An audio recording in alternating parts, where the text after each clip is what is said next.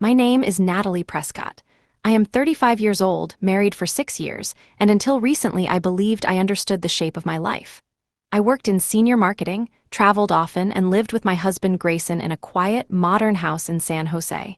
From the outside, our marriage looked stable and successful. Inside, it had become carefully silent. Grayson was 40, disciplined, calm, and increasingly absent. Over the last year, his routine had narrowed into one fixed point: the gym, Apex Forge Fitness, 2 hours every evening. No exceptions. He said it helped him think, helped him manage stress. I accepted that explanation because accepting it was easier than questioning what had slowly started to feel wrong. I had just returned from a long business trip overseas when everything shifted. Jet-lagged and tired, I came home earlier than planned, expecting a quiet evening. The house was dark. Grayson was not home. I checked our shared calendar without thinking. Tuesday, gym day. I decided, almost impulsively, to surprise him. I would pick him up after his workout, suggest dinner, remind us both that we still existed outside routines. It felt harmless. It felt safe. When my car failed to start in the garage, I took Grayson's instead. His car smelled unfamiliar, faintly sweet, mixed with a perfume I did not wear. I noticed it, then dismissed it. At the gym parking lot, before I even stepped inside, a security guard approached my window holding a navy blue gym bag.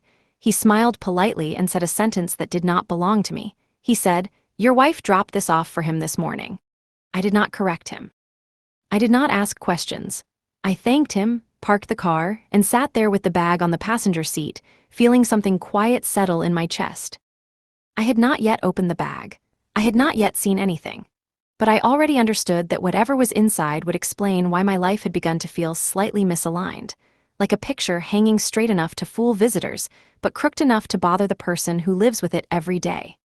I sat in the car longer than I should have, watching people move in and out of the gym without urgency, laughing, stretching, living inside ordinary evenings. The gym bag rested beside me, zipped, untouched.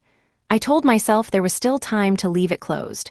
I could walk inside, hand it to Grayson, and let the night pass without disturbance. That option disappeared the moment I pulled the zipper down. Inside the bag were ordinary things placed with care: a towel, neatly folded, a facial mist, a wireless charger, a boxed pair of watches, still sealed, 2 boxes, identical except one was clearly meant for a woman. I paused there, long enough to feel the weight of that detail. Then my fingers reached the bottom. The fabric was soft, black, and unmistakable. Lace, not mine, folded deliberately, not hidden. Beneath it was a hotel receipt. Grayson's name printed cleanly at the top. Check-in time, check-out time. The address was less than 10 minutes from the gym. I put everything back exactly as I found it. The towel returned to its fold. The boxes aligned. The lace placed back at the bottom. I zipped the bag slowly, carefully, as if speed might fracture something further. My breathing stayed steady. I did not cry. I did not shake.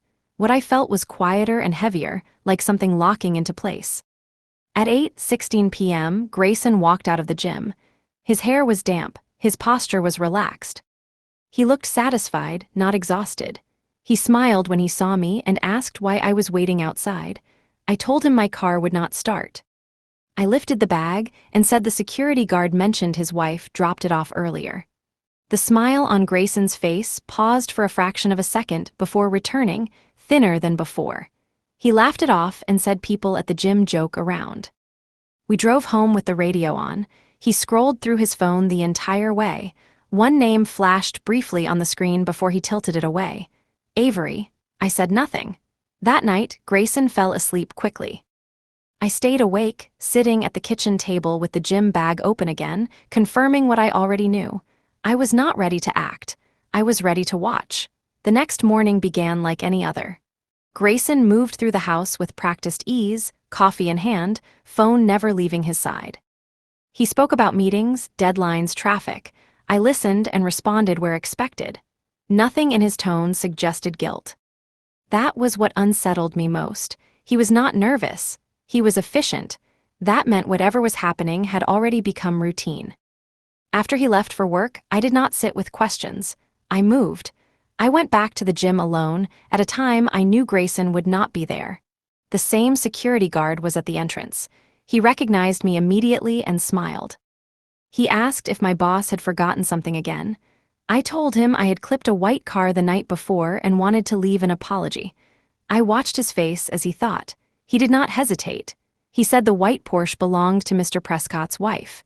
He said her name casually, as if it were common knowledge. Avery, he added her age without being asked. He said they looked happy together. I repeated the name once just to hear it clearly. Then I thanked him and left. At home, I made one call, a number I had not used in years. Reed answered without surprise. He listened without interrupting. I gave him a name and a license plate. I told him I wanted facts, not guesses. He asked how fast I needed them. I said 4 days. He agreed. Those 4 days passed slowly. Grayson continued his routine. Gym, late dinners, messages he did not explain. I did not confront him. I watched patterns form and tight. On the 4th day, Reed met me at a cafe near downtown. He placed his tablet on the table and turned the screen toward me. Photos, dates, locations, Grayson and Avery together in places he had told me he never went. Receipts from weekends he claimed were work trips. Reed told me Avery was his assistant. He told me her last company warned her for the same thing. I did not react. I asked one question. I asked where this ended. Reed said that part was up to me. That night, I opened Grayson's company website and read the policy slowly. Supervisor relationships with direct reports. Immediate termination. I closed my laptop and looked around the house we shared. I was no longer guessing. I was planning. Once the facts were clear, I stopped reacting and started arranging things. Grayson still believed nothing had changed. He came home the same way every night, spoke the same way, touched my shoulder in passing like a habit he had not yet questioned. I matched his calm. I needed him comfortable. The first thing I separated was money. Quietly, I opened a personal account and redirected my income there. Salary, bonuses, consulting work. All of it moved cleanly in a few clicks. Grayson never checked balances. He trusted systems he did not run. Insurance came next, then shared access. Nothing dramatic, just subtraction. I copied every receipt Reed had collected. Hotels, restaurants, gifts. 2 watches purchased together on the same afternoon. I stored everything in a folder Grayson could not see. I did not look at the photos again. I already knew what they showed. That evening, Grayson came home in an unusually good mood. He said the gym session had been intense. He said he might be late the following week because of planning meetings. His phone lit up twice while he spoke. He did not check it in front of me. That was new. He had begun to hide timing, not content. That meant pressure was building. After dinner, while he watched the news, I drafted a short email to his company's human resources department. I did not accuse. I did not threaten. I stated that I had verified information regarding a serious internal violation and wanted to discuss it directly. I sent it and closed my laptop. Then I waited. The reply came the next morning. Polite, immediate. They wanted to meet.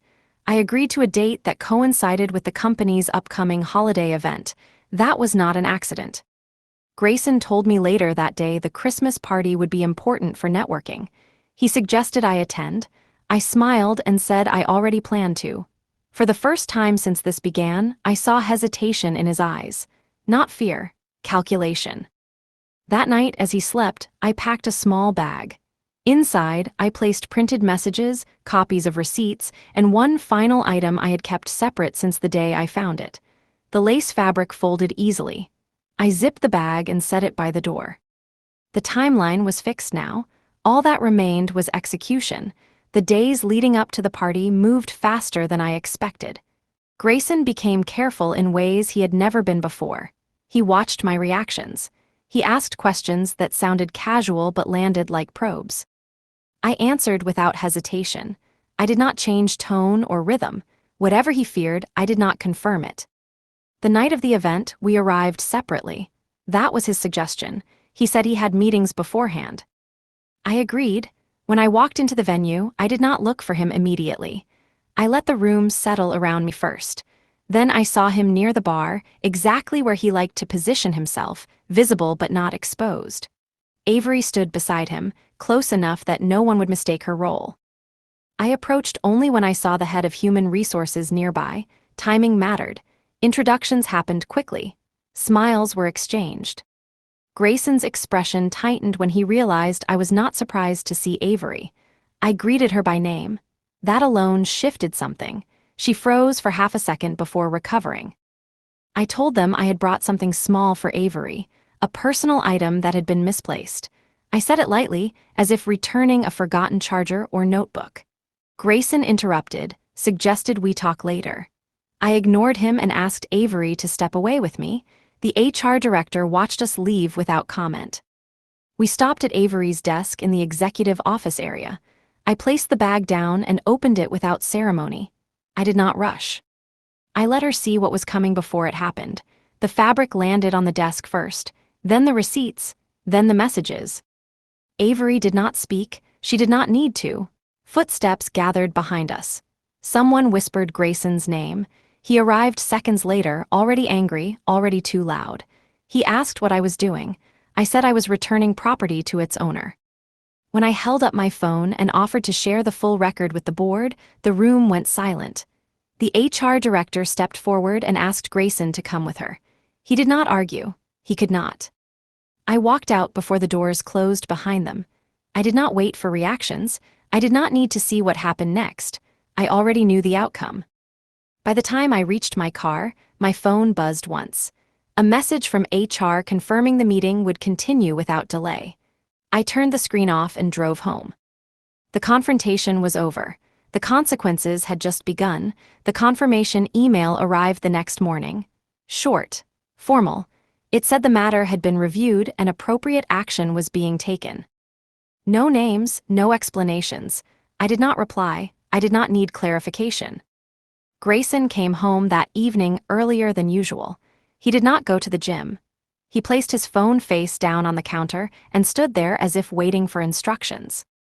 He asked if we could talk. I said later. He nodded and retreated upstairs. That was new. He had never waited for permission before. 2 days passed before the next message arrived. This one was final. Grayson's employment had been terminated effective immediately. Avery had resigned the same day. The company thanked me for discretion. I closed the email and archived it. Grayson did not tell me himself. I found out before he could shape the story. That mattered. When he finally spoke, he said there had been a misunderstanding. He said policies were strict. He said people overreacted. I listened without interruption. When he finished, I asked one question. I asked where his income would come from now. He did not answer. That night, he slept on the edge of the bed. The next morning, he stayed home. He wandered through the house like someone visiting a place he did not own. He opened the fridge and closed it again. He checked his phone repeatedly, waiting for messages that did not come. In the afternoon, a package arrived.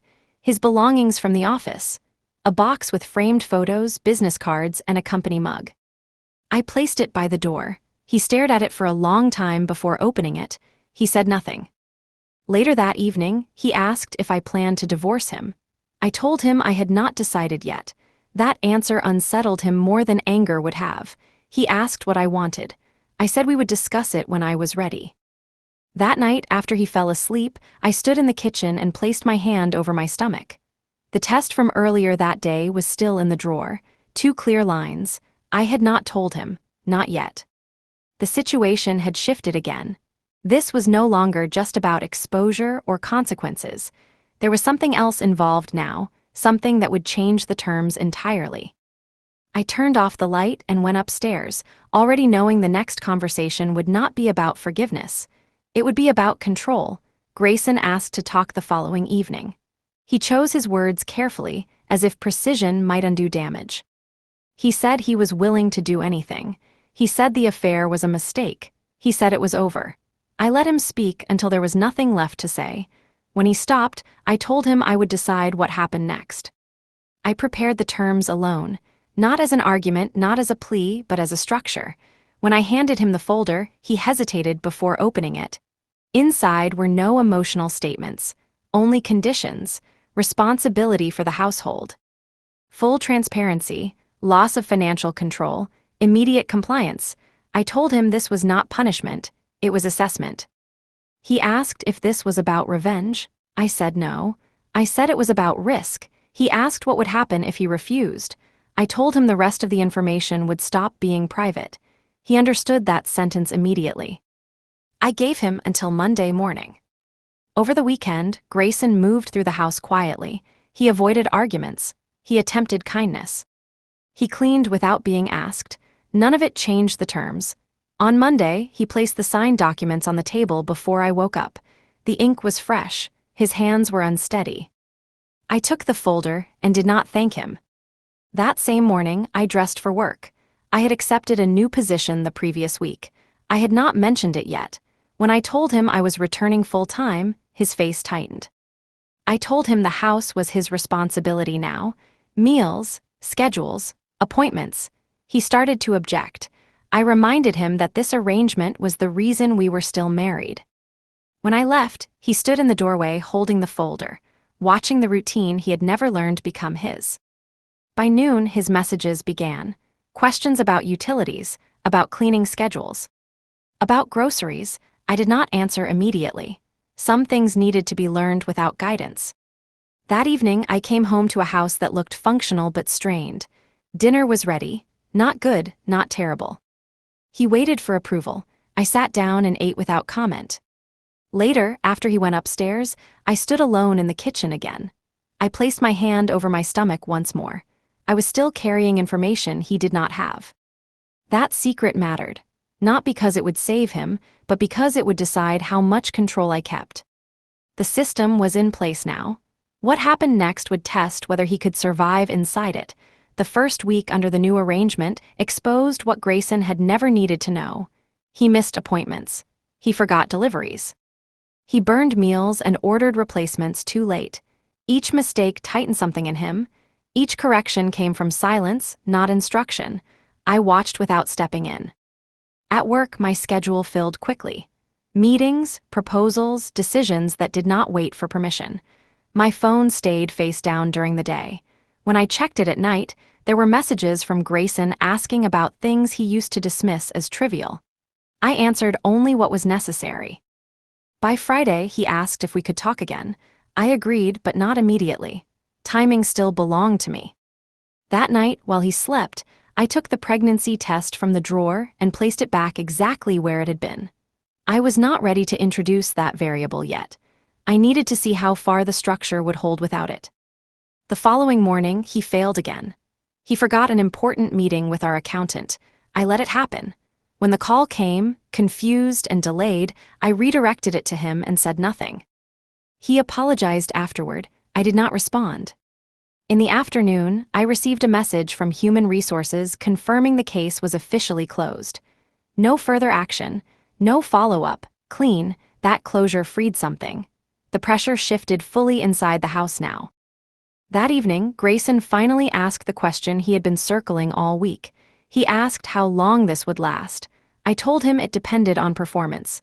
He asked what he was being measured against. I said consistency. He nodded slowly. He understood systems. He had lived inside them his entire career. This one just no longer favored him.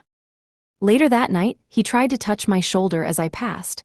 I stepped away without comment. He stopped trying after that. When I went to bed, I did not sleep immediately. I counted the days ahead, not as time, but as checkpoints. The structure was working. The imbalance was visible now, undeniable.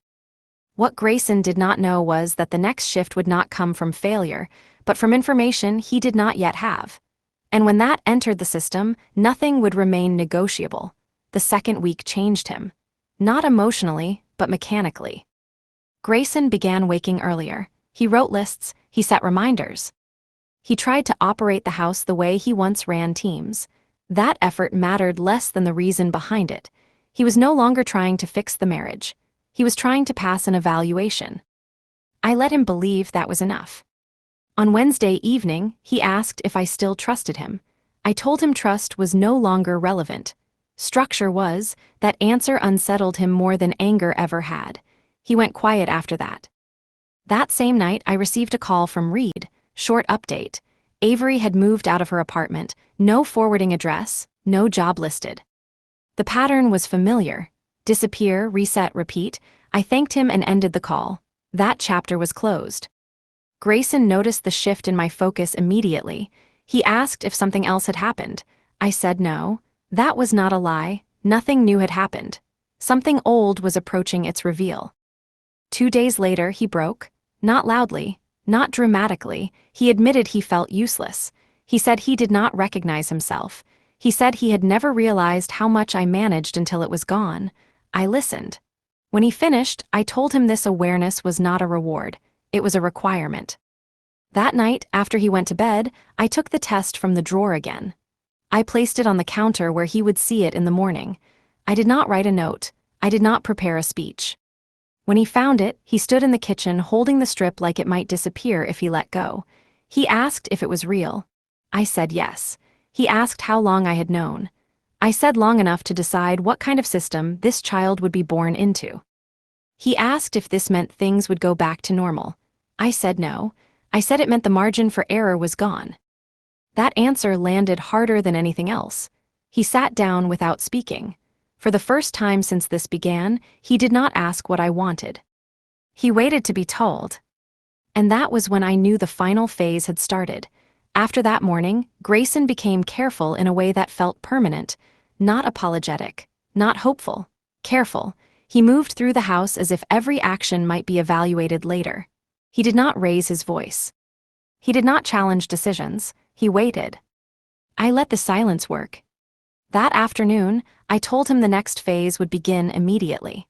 I said we were not renegotiating the agreement. We were testing whether it could hold under pressure. He asked what that meant. I told him he would find out by doing the work without supervision. I extended my hours at the office, not to punish him, but to remove safety nets.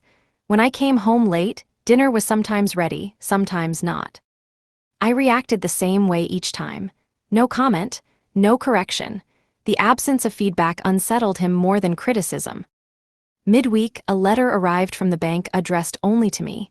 Grayson saw it on the counter and paused. He did not open it. He did not ask. That restraint was new. He was learning limits the hard way. On Friday night, he asked if he could attend a networking event the following week. He said it might help him find work. I asked who would handle the house and upcoming appointments. He hesitated before answering. He said he would adjust. I told him to submit the plan in writing. He stared at me, then nodded. Later that night, while he slept, I reviewed the documents again.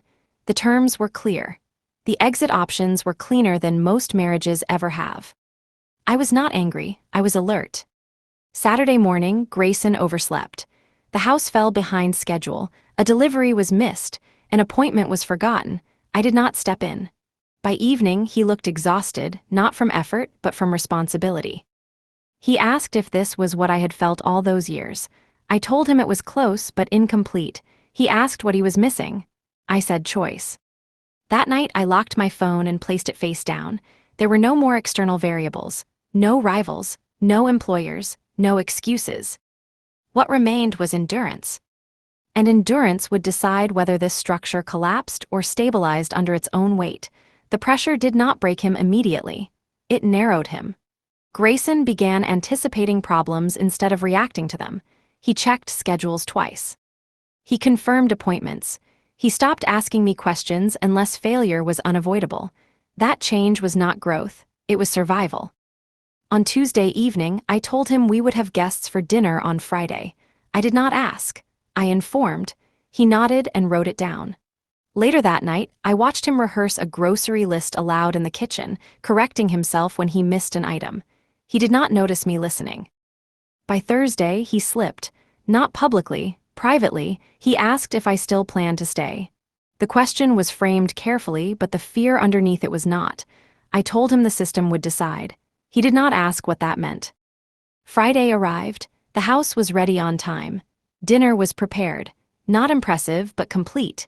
When the guests arrived, Grayson performed competence the way he once performed confidence.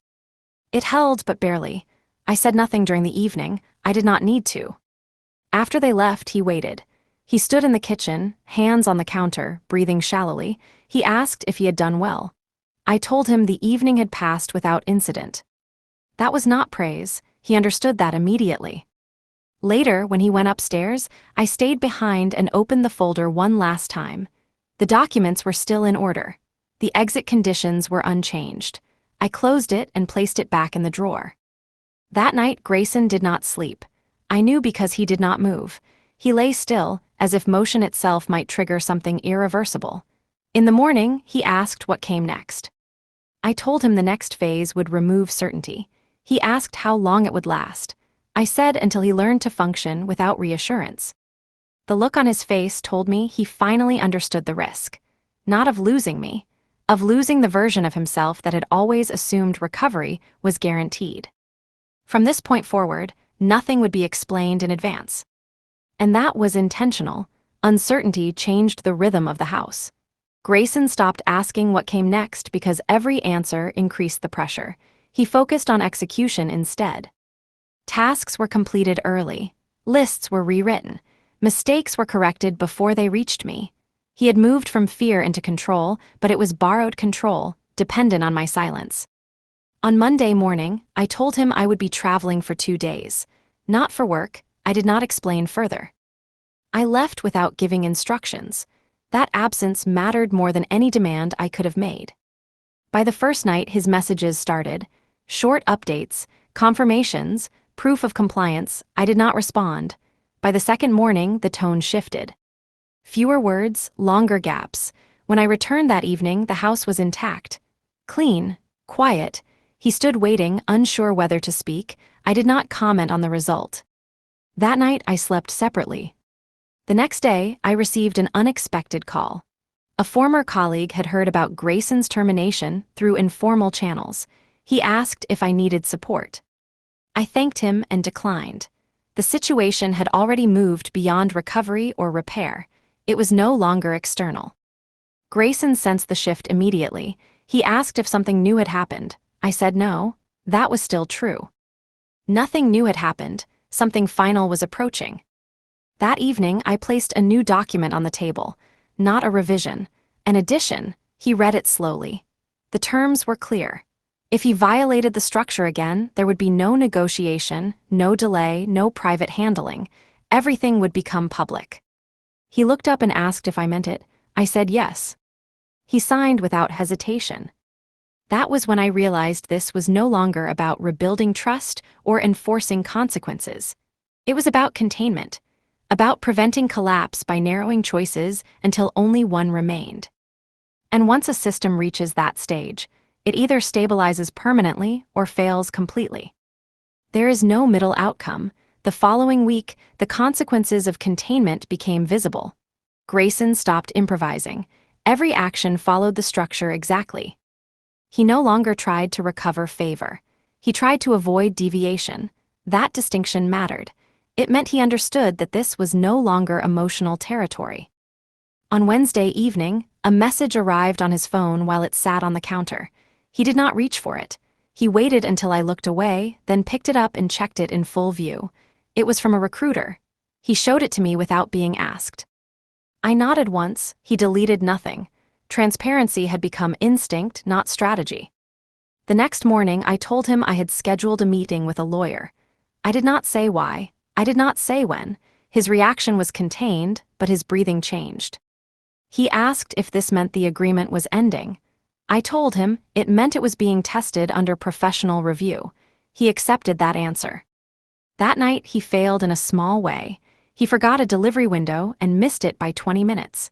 The service rescheduled for the following week. He reported the mistake immediately, without excuses. I acknowledged the report and said nothing else. He waited for consequences that did not arrive.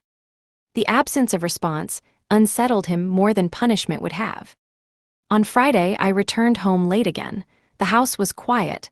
Everything was in place.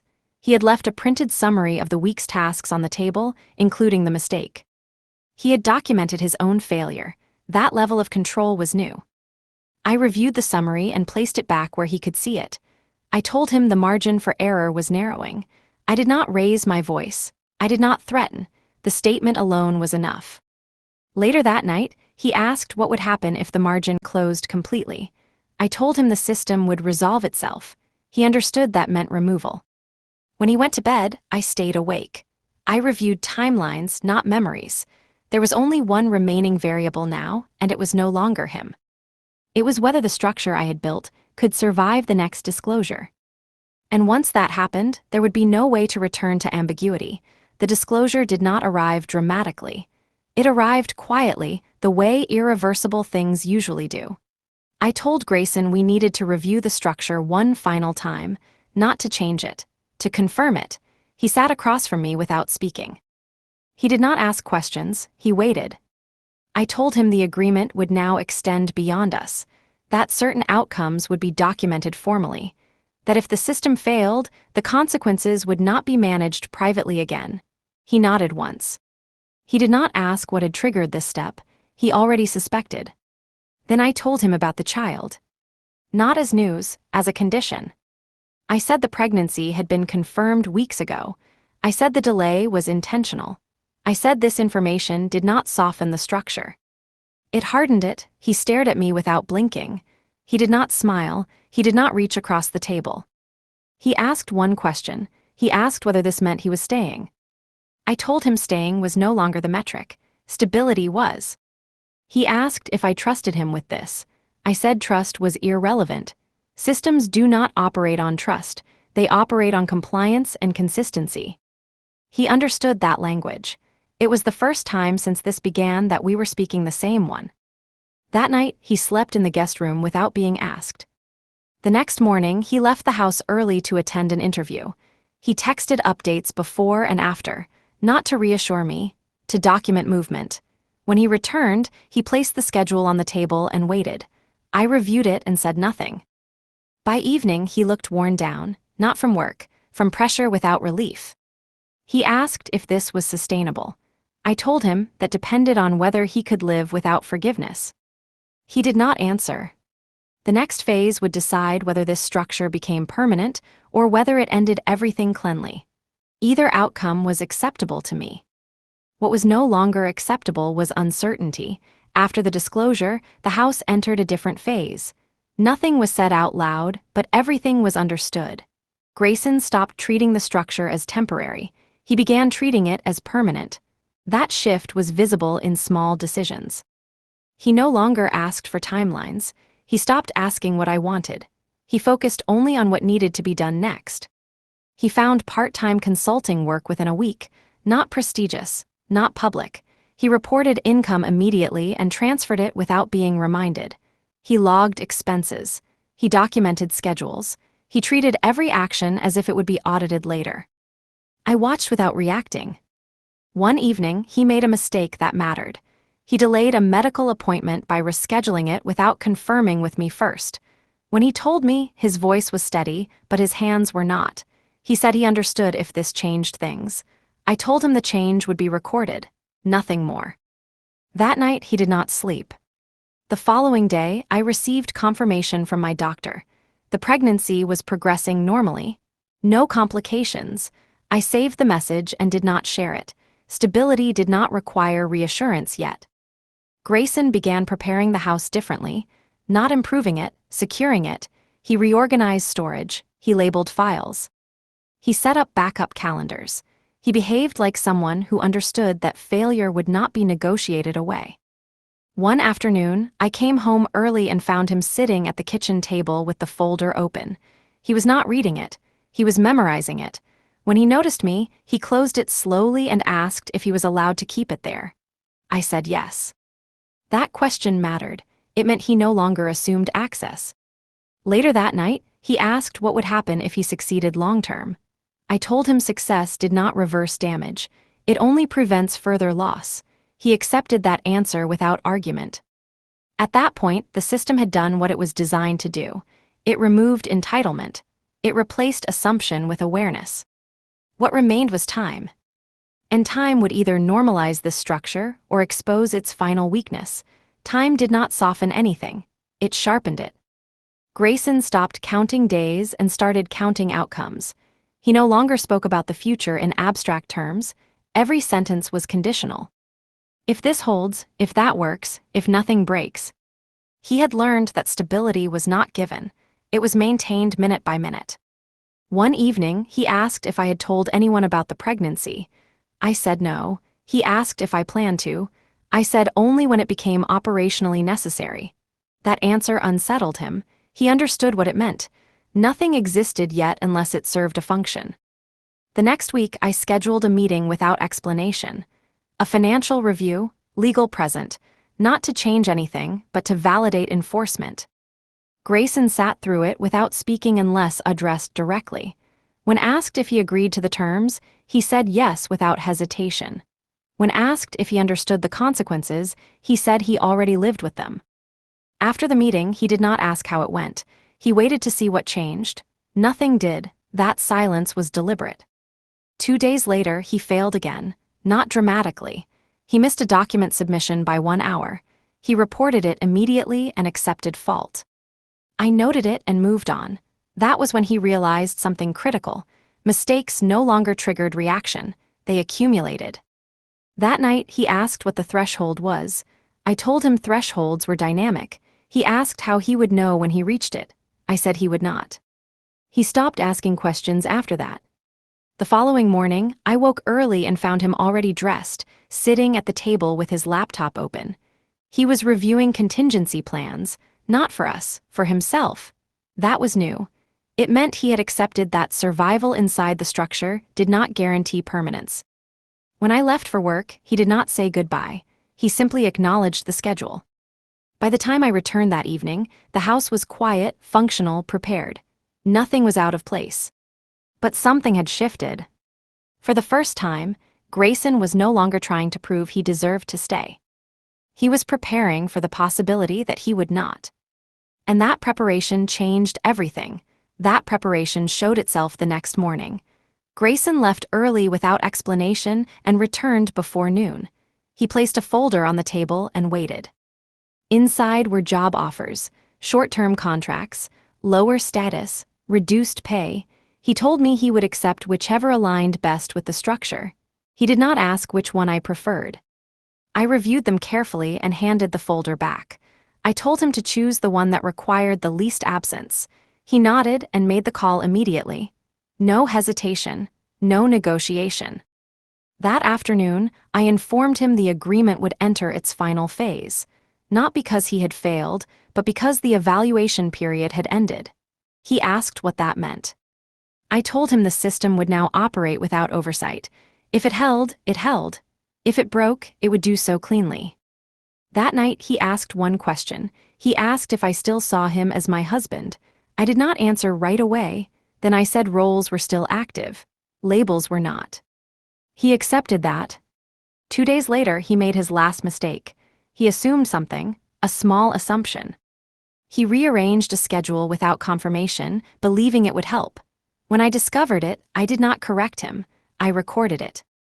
That was enough. I told him the next morning that the structure had failed, not catastrophically, incrementally. He did not argue, he did not defend himself. He asked what happened next. I told him the agreement would now serve its original purpose. Containment until separation could be executed without damage. He nodded. He had prepared for this. That evening, I handed him a new folder. This one was thinner. He did not open it immediately. He asked if there was any alternative. I told him alternatives ended when assumptions returned. He opened it. Inside were timelines, logistics, and terms. No accusations, no explanations, just outcomes. He closed the folder and said he understood. For the first time since this began, he did not wait for permission. He began packing. Grayson packed without urgency. He moved through the house selecting only what was necessary. Clothes, documents, devices. He did not touch anything shared. He did not ask what he was allowed to take. That restraint told me he finally understood ownership. By the second evening, the guest room was empty. His things were stacked near the door, organized, labeled. He asked when he should leave. I told him the timeline was already in the folder. He checked it once and nodded. That night, he slept on the couch. Not because he was told to, because the bedroom no longer belonged to him in any functional way. The following morning, I informed him I would be informing a lawyer and a mediator. Not to escalate, to finalize. He asked if this would be public. I said only if he forced it to be. He said he would not. Before leaving, he paused and asked about the child. Not custody, not rights, only whether I would allow him to be present. I told him presence would depend on reliability, not proximity. He accepted that answer without resistance. He left just before noon. No argument, no final attempt. He took the folder with him. I watched from the window as he loaded the car and drove away. I did not feel relief. I felt closure. That afternoon, I received confirmation from the mediator. Dates were set, steps outlined, no complications expected. The structure had done its job. It reduced chaos. It prevented damage. It ended things without spectacle. That evening, the house was quiet in a way it had not been for years. Not empty, aligned. I prepared dinner for one and did not check my phone. Later, I sat at the table and placed both hands on my stomach. This was no longer about what I had lost or controlled. It was about what I had removed. The next phase would not involve Grayson at all. And that was the point. The days after Grayson left were structured, not quiet. Papers moved forward, accounts finalized, schedules adjusted, nothing collapsed. That confirmed something important. The system did not depend on him anymore. The mediator called twice to confirm details. There were no disputes, no sudden demands. Grayson complied with every requirement without delay. That consistency mattered. It reduced risk.